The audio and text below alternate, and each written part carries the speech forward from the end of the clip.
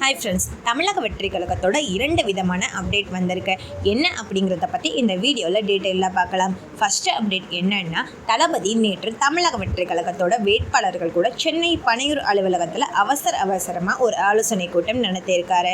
இந்த ஆலோசனை கூட்டத்தில் 17C அப்படிங்கிற ஃபார்ம் வேட்பாளர்கள் கட்சி தலைமை கிட்ட ஒப்படைச்சிருக்காரு.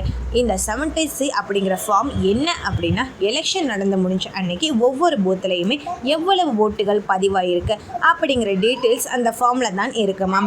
இந்த படிவத்தை பார்த்தீங்கன்னா அந்த பூத்தில் இருக்க அரசு அதிகாரிகள் சைன் பண்ணி ஒவ்வொரு கட்சிக்காரர்களுக்கும் கொடுப்பாங்க. ஸோ இந்த ஒரு ஃபார்ம் ரொம்ப முக்கியமானது அப்படின்னு சொல்கிறாங்க.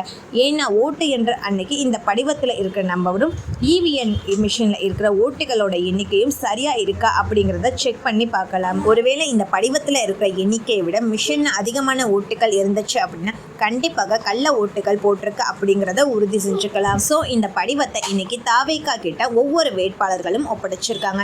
மேலும் இந்த ஆலோசனை கூட்டத்தில் தளபதி ஒரு முக்கியமான விஷயத்தை சொல்லியிருக்காரு. என்ன அப்படின்னா, மே 4ஆம் தேதி தமிழக வெற்றி கழகம் சார்பாக வெற்றி பெறக்கூடிய அனைத்து வேட்பாளர்களும் நைட் எத்தனை மணி ஆனாலும் பரவாயில்ல, உடனடியாக கிளம்பி சென்னை பனையூர் வரணும் அப்படிங்கிற மாதிரி தளபதி அவர்கள் உத்தரவிட்டிருக்காரு. தளபதி எதுக்காக இப்படி சொல்லியிருக்காரு அப்படின்னா, வெற்றி பெற்ற வேட்பாளர்களை விலைக்கு வாங்கக்கூடிய முயற்சிகள் கண்டிப்பாக நடக்கும். யாரும் எதிர்பாராத விதமாக கொங்கு சட்டசபை அமையக்கூடிய வாய்ப்பும் இருக்கு. அப்படி இருக்கும் பட்சத்தில் 2 திராவிட கட்சிகளும் ஆட்சி அமைக்கிறதுக்காக தாவேகா வெற்றி வேட்பாளர்களை விலைக்கு வாங்கக்கூடிய சூழல் ஏற்பட வாய்ப்பு இருக்கு. அதனால தான் வெற்றி பெறவங்க நைட்டு எத்தனை மணி ஆனாலும் சரி சென்னை பழையூர் அலுவலகம் வந்துடணும், உங்களுக்காக நான் அங்கே காத்திருப்பேன் அப்படிங்கிற மாதிரி தளபதி அவர்கள் சொல்லியிருக்காரு.